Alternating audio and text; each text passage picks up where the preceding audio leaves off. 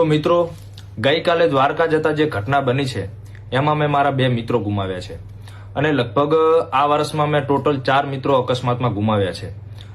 તો પહેલા તો ભગવાને ચારે લોકોના દિવ્ય આત્માને શાંતિ આપે એવી પ્રભુને પ્રાર્થના. પણ મારો વિડીયો બનાવવાનો મેઇન ટોપિક આજે એ છે મિત્રો કે ગુજરાતમાં હાલ એક ટ્રેન્ડ ચાલે છે કે દર મહિને રણોજા જાઓ અથવા જેસલમેર જાઓ. એમાં મોટા ભાગના નવયુવાન ગાડી લઈને દર મહિને રણોજા અથવા જેસલમેર જતા હોય છે.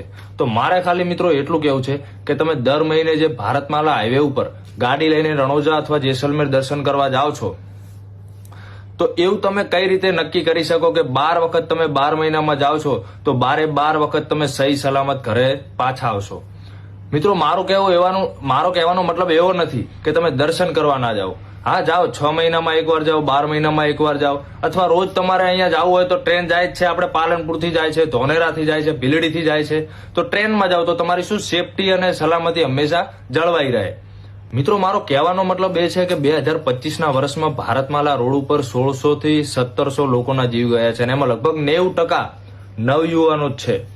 કારણ કે ગાડી ભારતમાલા રોડ ઉપર ચડતા જ લગભગ 150+ થઈ જતી હોય છે અને એનું પ્રૂફ સોશિયલ મીડિયા ઉપર જોવા મળી જ રહેશે આપણને. કારણ કે કોઈની સ્ટોરી હોય છે, ઘણી બધી રીલો આવતી હોય છે, ઘણાના સ્નેપ, મારા મિત્રોના સ્નેપ આવતા હોય છે, 150+ ગાડી હોય છે. તો મિત્રો, રામાપીર એમ નથી કહેતા કે તમે દર મહિને ત્યાં દર્શન કરવા આવો. કારણ કે તમારા ઘરે બેઠેલા મા બાપના તમે રોજ દર્શન કરશો ને તો એ 500 કિલોમીટર દૂર બેઠેલા રામાપીર હંમેશા તમારી ઉપર ખુશ જ રહેશે. હું આમાં કોઈનો પણ વિરોધ કરતો નથી. હું પણ રામાપીરનો ભગત જ છું. જય બાબારી, જય રામા ધણી. સમજાય એને વંદન અને ના સમજાય એને પણ વંદન.